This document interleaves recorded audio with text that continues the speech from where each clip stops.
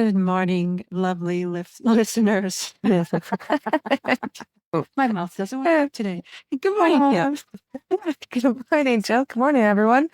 Wow, we have a great start today. Yeah, we do. I have a question for you, Kim. Oh, it's a Ask Kim day. Okay. It is Kim Day. How do you trust your gut? Oh, um, oh my goodness. It's funny when I have my normal brain. Okay, when we're talking prior to this, I have a normal brain, but as soon as you hit play, it's like my spirit guides come out and energies all around come out and they play. Okay. So right away I seen like you got like sorry, not a gut, a shotgun, and it went like it's loading up. And I heard, how do you trust your gut? Like an old Yeah. Western. Okay. So yeah, how do I trust my gut? That's a very, very, very great question. In the past, I would have said if my stomach hurt, I would have felt I'm not doing the right thing. And this sounds weird, bear with me, but it would have been like, okay, my gut is telling me I'm going the wrong direction because it hurts.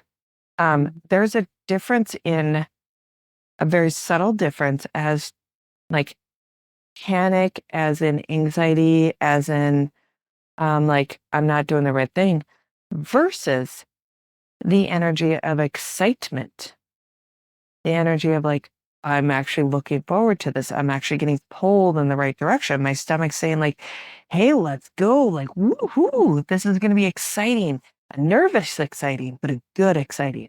Okay. Yeah. There's a very subtle difference. And this is the part where we get mixed up in that area. So Jill knows we're talking about a dream that I had, and I woke up and I've been having a little bit of gut issues last night and going into a little bit into today. And I got the message as to what it was, but it came through a dream. And in that dream, I could have, oh my gosh, lost my shit today. I could have went after my husband thinking he was cheating on me and like went almost insane with what came through in my dream that was reflecting my stomach issues. But what I did was like, wow, okay. He in the dream just showed me like I was dealing with some trust issues within myself. I wasn't trusting myself. I wasn't hearing myself. And then when I said that in my head, my stomach calmed down. It had nothing to do with him. Not a single thing. Just the dream had to come out that way, had to like literally be in my face and stir shit up.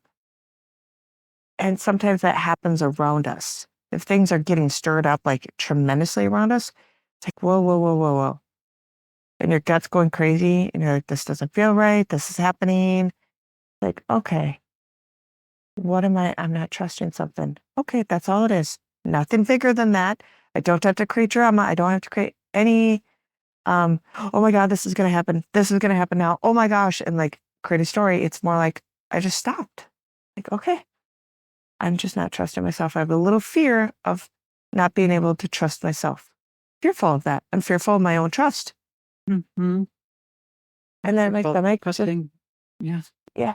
Yep, my stomach just started to calm right down. I'm like, oh, that's all it is. No, nothing more than that. Yeah, I find it very interesting. The question of how do you trust your gut came up, Kim, because we did talk yesterday about something when stomach started getting like knotted up as we were exploring truth. And trusting your gut relates to truth because it's in trusting ourselves relates to truth because that's how we have our own internal like guidance system, right? To find our way. Yep. We trust ourselves that we are capable of finding or knowing or seeing truth. And the last about 24 hours, like my stomach has been so many times in knots, and that's really unusual for me. Yeah. I don't have, I like my stomach will knot up a little bit. I'll do my thing, tune in, whatever, but it's like almost been nonstop for 24 hours. And I was like, there must be a lot of people having this going on right now. It came up yesterday. It keeps popping into my head. I'm having the physical experience. Like, we need to learn to trust ourselves and trust our gut. And trusting our gut can mean, some people call that intuition, call all sorts of stuff. For right now, let's just keep it simple. Call it, how can I trust my gut? Yeah. How can I trust that?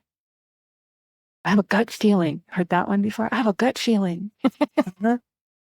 Yep. And I think what it does is trusting your gut really makes what you're tapping into body and body wisdom and what your body can, which body knows and how your body can help you. Yeah. And we're like giving the mind a break for a little bit, and it's like we calling the body onto the stage. I see that Western again. Yeah. It's like, Do how are you we feel gonna look? lucky?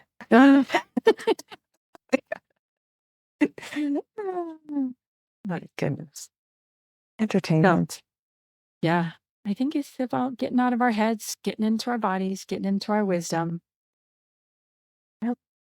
And one really cool thing that Jill did before, I was talking to her about my little situation. She was guided to pull cards.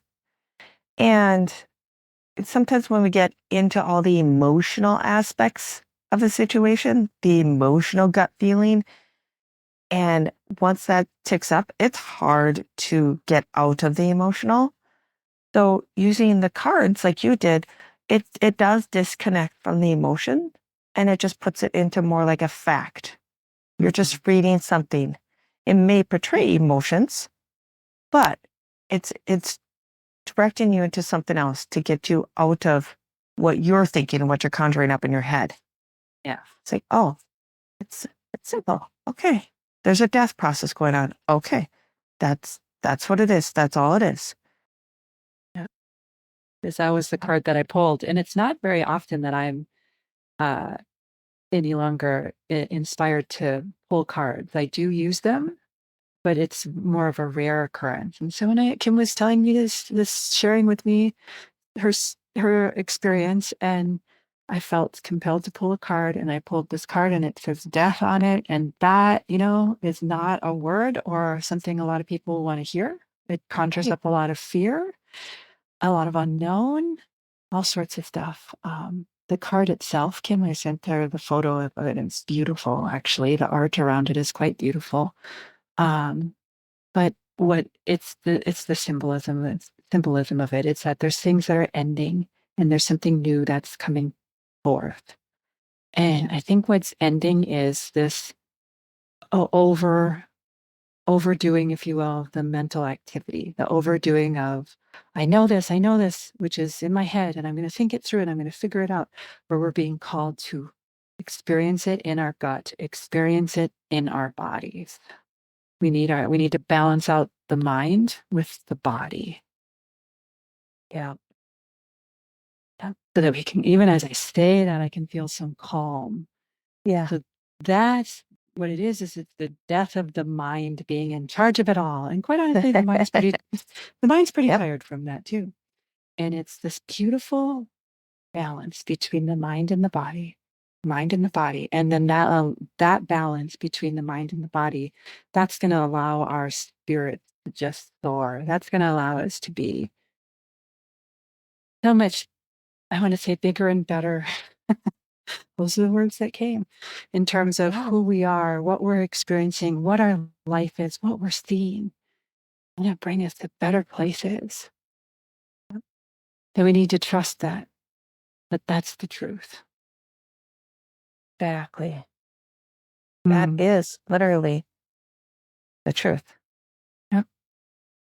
Knowing that more better, bigger and better things are literally coming for us. That is truth. Yep.